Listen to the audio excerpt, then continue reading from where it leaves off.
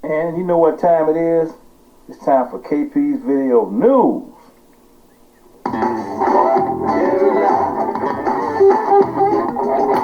KP's Video News, y'all. KP's Video News, y'all. Newsflash, newsflash, newsflash. All right, my roving reporter from LA just gave me this newsflash tip. And George Floyd family reaches a $27 million settlement in Minneapolis. This just happened. So the city of Minneapolis has settled a lawsuit with the George Floyd family for $27 million.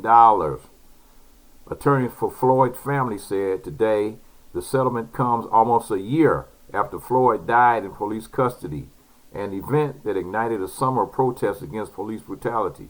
Civil rights attorney Benjamin Crump announced the civil settlement in a statement, calling it the largest pretrial settlement in a civil rights wrongful death case in U.S. history. George Floyd's horrific death, witnessed by millions of people around the world, unleashed a deep longing and undeniable demand for justice and change, Crump said in a statement. That the largest pretrial settlement in a wrongful death case ever would be for the life of a black man sends a powerful message that black lives do matter and police brutality against people of color must end. Minneapolis officials did not respond to a request for comment, and Floyd's family had filed the lawsuit against the city and 4 of the former officers involved in the killing in federal court in July. The lawsuit accused the city of violating Floyd's constitutional rights under the 4th and 14th Amendments. Floyd died in police custody on May 25th after officers responded to a call that a man had attempted to use a counterfeit $20 bill at a convenience store. Video taken at the scene showed a handcuffed Floyd being restrained on the ground by Minneapolis police officer Derek Chauvin, which is the trial is sidebar. The trial is underway right now. They're picking the jury right now. Okay, back to the story. Repeatedly told officers he couldn't breathe, according to the video and the criminal complaint in Chauvin's case. Floyd's death, along with other cases of black people being killed by police, sparked protests nationwide. The settlement comes as Chauvin is set to stand trial on second-degree murder and manslaughter charges in Floyd's death. Jury selection got underway this week, and the judge on Thursday approved prosecutors' a request to add a third-degree murder charge against Chauvin. And even as the trial against former officer Derek Chauvin moves forward and the family wants justice on the criminal courts, this settlement imparts a measure of justice that is meaningful, important, and necessary. It provides a path forward for our clients and ensures that George Floyd's death will result in substantive positive change. The amount is one of the largest settlements in a civil case involving police in recent years. Last year, the family of Breonna Taylor, a 26-year-old black woman that was shot and killed in Louisville, settled a wrongful death lawsuit for $12 million. And in 2019, Minneapolis reached a $20 million lawsuit settlement in the death of Justine Diamond, who was fatally shot by Minneapolis police officer in 2017. And, this settlement, I kind of got mixed feelings about this whole situation, because usually what happens historically is when they give a monetary settlement to a family for a wrongful death, usually that cop walks, and that cop is not convicted of the crime that they perpetrate, so they figure, well, we'll give you this money, so therefore we'll let this cop go, and we won't charge him, or he'll beat the case. This one we're gonna have to really follow, because if they gave him a family a $27 million settlement, it's a real good possibility that Derek Chauvin, the cop that killed George Floyd, will probably go free. So we're gonna have to watch and see exactly what happens in that case. And here's one that didn't go free. Georgetown law professor fired after complaining about black students' grades on a Zoom call. And if you didn't hear this story, it's a Georgetown University Law Center fired a professor over reprehensible statements made concerning black students during a Zoom call. The law school dean confirmed. Another professor who was seen nodding in agreement during the conversation has been placed on administrative leave pending an investigation, and the university immediately terminated its relationship with Sandra Sellers after a recording of the video chat was shared online and drew national attention, according to the statement from the dean of the law center. And Sellers was saying that she, every year, the black students are always the ones that are at the bottom of the class. It happens almost every semester. And come on now, you get some really good ones, but there are usually some that are just plain at the bottom. So she was, ranting and raving for a long time. And Sellers was speaking to a fellow professor, David Batson, who can be seen nodding in agreement to her statements on a video clip shared online. Trainer said Batson will remain on administrative leave pending investigation by Georgetown's Office of Equity and Affirmative Action until the completion of the investigation. Professor Batson will have no further involvement with the course in which the incident arose.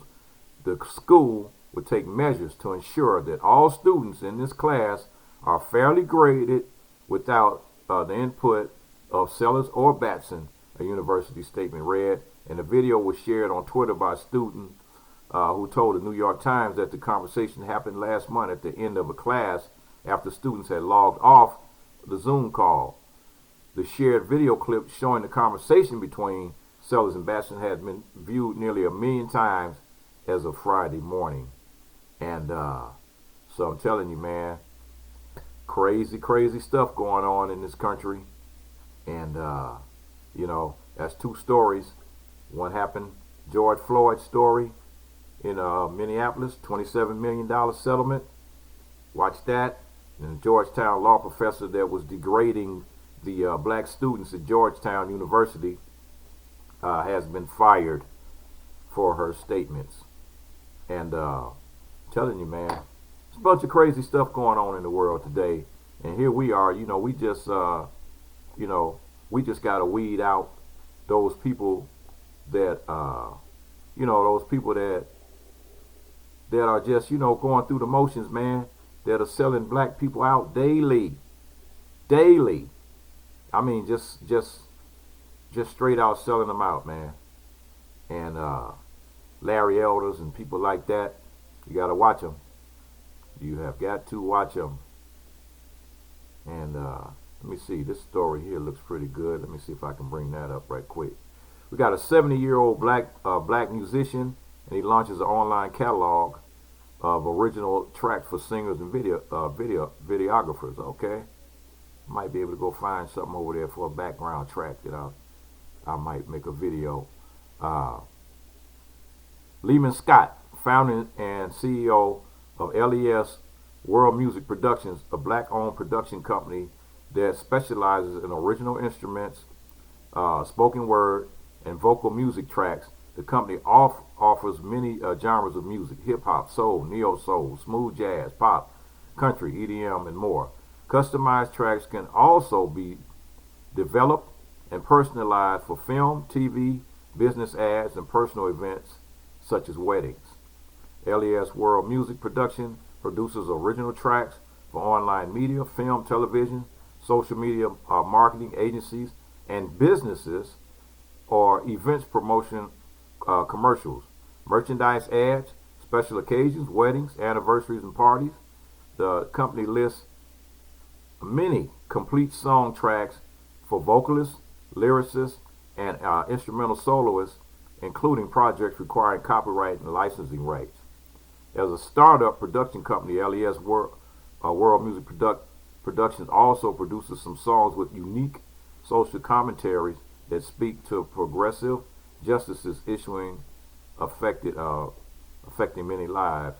The website features 3 distinct sections: original vocals, instrumentals, and historically conscious African American spoken word.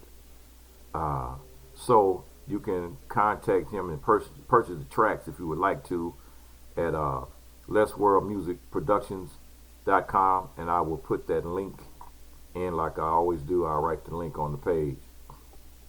And here we go with this story here for Women's Month.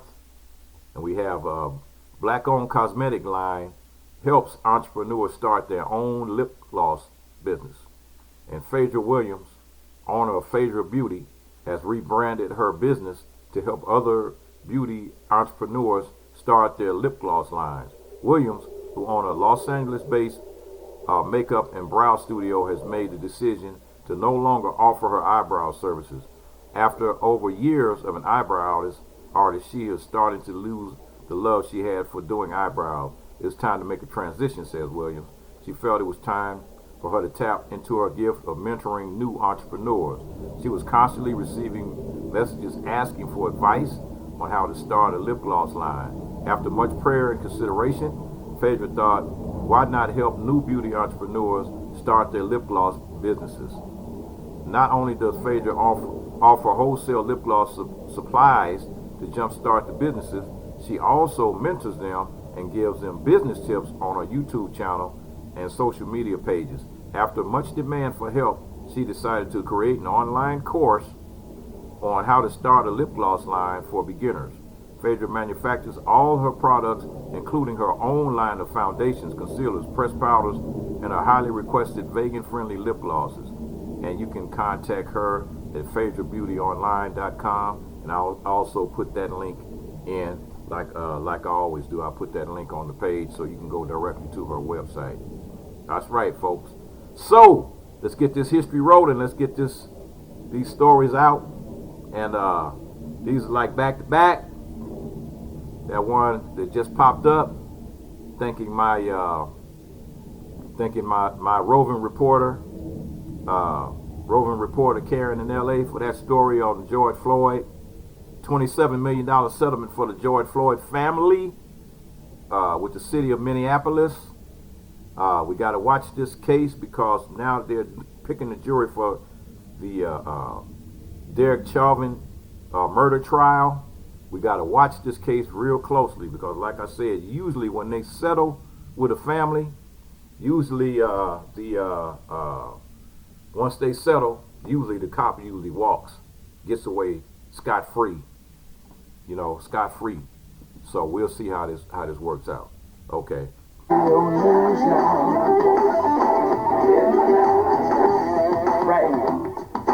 KP Video News, y'all. KP Video News, y'all. Peace.